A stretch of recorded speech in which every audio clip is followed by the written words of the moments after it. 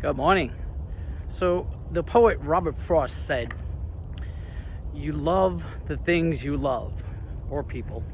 You love the things you love for what they are. Not for what they should be, but for what they are." And the reason I say this is because I see so many people in relationships, that expect their partner or whatever it may be, maybe their children, parents expect their children to be who they want them to be. And it's sad when I see that, when I see people trying to change to become the person that somebody else wants them to be. The moment you do that, you stop being who you are. You stop being who you were meant to be. And I want to talk about love. What's true love? And a lot of people will say, well, true love is when you have someone who does everything for you, someone who will buy you flowers, someone who will take you out to dinner, someone who will take you, to exotic places, buy you material things, and do things for you. Well, for me, and that's all well and good, and that's beautiful because I'm a romantic at heart. And that's beautiful. But to me, true love is when you accept somebody for who they are and how they are, the good and the bad. That's true love. Not expecting for you to change or for them to change what we consider their bad parts to fall in line to how you think it should be. It shouldn't be that way. If you're with someone or you meet someone who expects you to be a certain way or to do things a certain way, I think you're making a grave mistake. I think you're really shortchanging yourself by trying to change to please that person. Because at the end of the day, even if you do change and you please that person, are you pleasing yourself? Are you pleasing yourself? I say it's like, to me, it's like asking, a dog to be a cat. That dog's not going to be happy being a cat because it was meant to be a dog.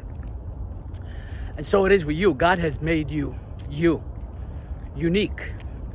And you should be that unique person. You should be the person who God has called you to do, the person that God has built you to be.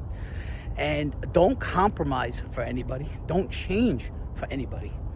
If a person will not accept all of you, your thoughts, your ideas, your body, whatever, your mannerisms, if they don't accept you, but they claim to love you, do they really love you?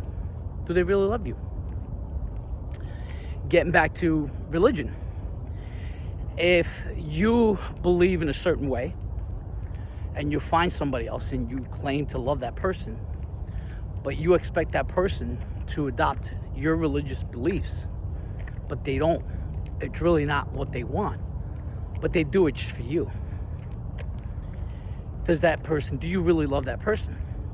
And again, I go back to, I see so many, especially, for some reason it seems like it's more women do it than men. Yes, some men are guilty too, where they change for a man. And change is good, but it's only good if it's going to help you, if it's going to benefit you, okay, and not anybody else. And that's how it should be. You should make changes that's going to benefit you first, and in the long run, if it does wind up helping the relationship, then that's even better. But don't change for somebody else. Don't change for somebody else, because at the end of the day, you won't be happy.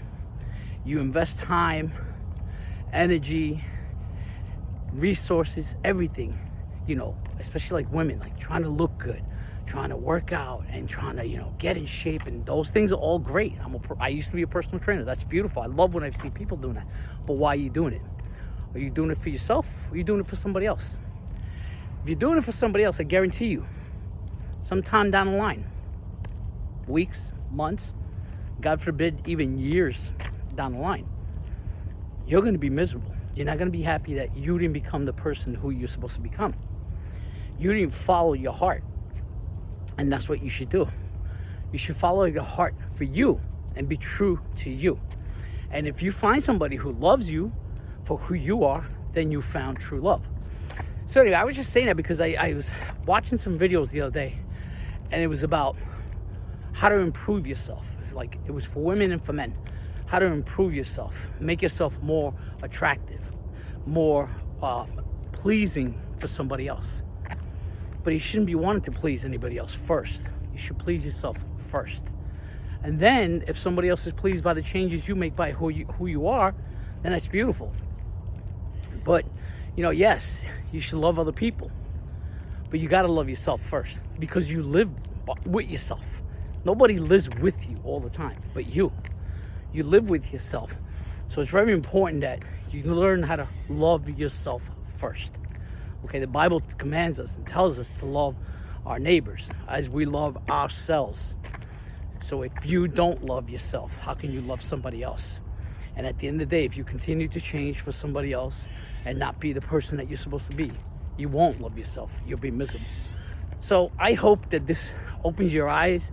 If you're trying to change for somebody else, trying to please somebody else, and that you would remember that be who you are, who you were meant to be. And if somebody doesn't accept you completely, your good parts and your bad parts, do you really want to be with that person? Do you really want to be with that person? I made a friend, and I said to my friend, because I've gotten to know this person really, really well. And I said to my friend, I said, I love you for who you are. I understand there's parts of you that, you struggle with. There are things that you battle with, as we all do. But that's what makes you you. Your problems, your demons, for lack of a better word, your problems, your demons, your struggles are those are the things that also make you, in addition to all the beautiful things about you, all the goodness in you. So do I want to tell you to change and get rid of those things and just be the part that I really, really like? No, you got to like both, the good and the bad. So if you're with somebody who's expecting you to change for them, you should really evaluate that relationship. And that's just what I wanted to share here, hoping that it would at least help somebody. Anyway, God bless you and have a nice day.